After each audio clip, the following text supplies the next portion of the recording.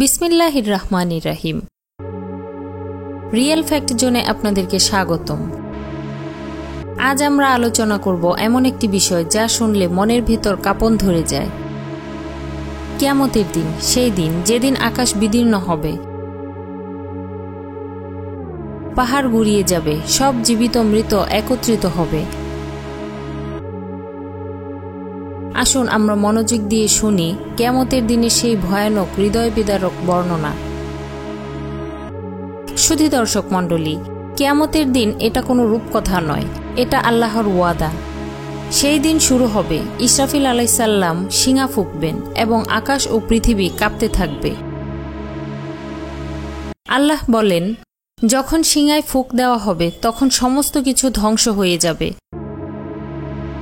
আকাশ ভেঙে যাবে, তারাগুলো ঝরে পড়বে, সূর্য অন্ধকার হয়ে যাবে, সমুদ্র জ্বলে উঠবে আগুনের মতো, পাহাড় হবে ধুলো।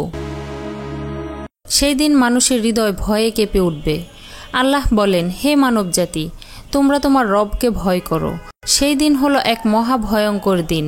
মায়েরা তাদের শিশুকে ভুলে যাবে, গর্ভবতী নারীরা গর্ভপাত করবে, আর মানুষ মাতালের মতো হয়ে যাবে। কিন্তু তারা মাতাল নয়, বরং আল্লাহর শাস্তি খুব কঠিন। সূরা হজ। প্রিয় ভাই ও বোনেরা, আমরা কি সেই দিনের কথা ভাবি? আমরা কি জানি সেই দিনের ভয়াবহতা? কিন্তু এখানেই শেষ নয়। প্রথম শিঙার পর সবকিছু ধ্বংস হবে, সমস্ত জীব মারা যাবে। তারপর আল্লাহ ফের ইসরাফিল আলাইহিসসালামকে আদেশ করবেন, দ্বিতীয়বার শিঙা বাজবে। তখন সব মরা মানুষ আবার উঠে দাঁড়াবে, শয়তান সহ সব সৃষ্টি উঠবে। কবর থেকে বের হবে নগ্ন, খালি পায়ে, অজ্ঞান, ভীত, স্তব্ধ জনতা। কোনো কাপড় থাকবে না, কোনো অভিজাত গরিব পার্থক্য থাকবে না।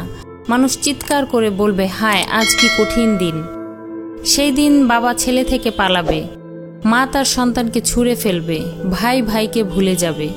কোরআনে বলা হয়েছে, যেদিন মানুষ পালিয়ে যাবে তার ভাই থেকে, তার মা ও বাবার কাছ থেকে, তার স্ত্রী ও সন্তানদের কাছ থেকে, সেদিন প্রত্যেকেরই নিজের চিন্তা থাকবে যা তাকে ব্যতিব্যস্ত রাখবে।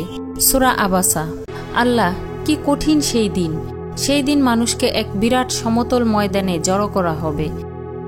সেখানে কোনো ছায়া নেই, কোনো গাছ নেই। সূর্যকে 1 মাইল দূরে নামিয়ে আনা হবে। মানুষের ঘাম বের হয়ে যাবে, কারো ঘাম পা পর্যন্ত, কারো কোমর পর্যন্ত, কারো গলা পর্যন্ত।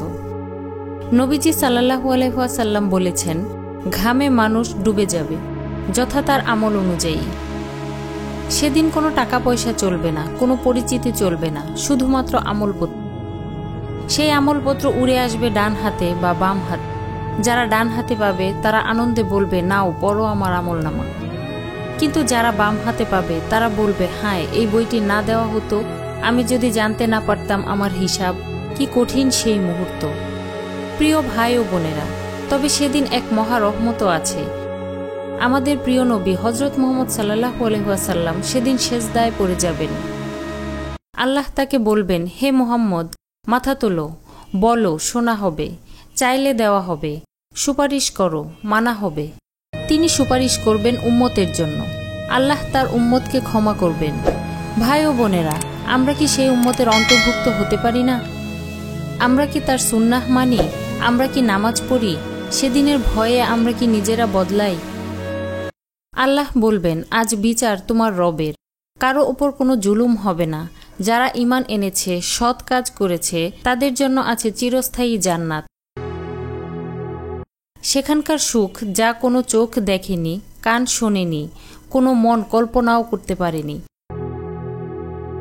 আর যারা অবিশ্বাস করেছে, আল্লাহর অবাধ্য হয়েছে, তাদের জন্য আছে জাহান্নাম, আগুন যা চামড়া বারবার পুড়িয়ে আবার ঠিক করে দেওয়া হবে। পান করার জন্য ফুটন্ত পানি, শ্বাস নিতেই আগুন। প্রিয় ভাই ও বোনেরা, আমরা কোন দলে থাকতে চাই? প্রিয় দর্শক ভাই ও বোনেরা, কিয়ামতের দিনের কথা আল্লাহ আমাদের নিকট কেন পৌঁছেছেন? যাতে আমরা সাবধান হই,